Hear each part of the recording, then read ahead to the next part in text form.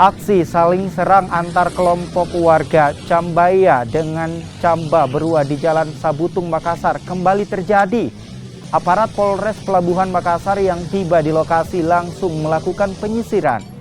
Dari penyisiran yang dilakukan, tidak ditemukan satupun pelaku aksi tawuran. Aksi saling serang antara dua kelompok warga ini terjadi diduga akibat dendam lama. Dari kejadian ini, satu motor milik warga hangus terbakar. Mengantisipasi aksi susulan, personel kepolisian melakukan patroli dan memeriksa pengendara di sekitar lokasi kejadian. Dan terjadi perang kelompok antara Cambaya dengan Camba Berua di Jalan Sabutung Baru.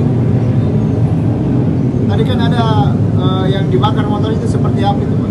Ya, di sini tadi pemuda Cambaya membakar satu unit sepeda motor Matic.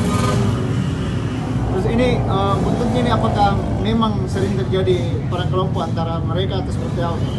Ya, ini diduga dendam lama karena mereka sering melakukan perang kelompok.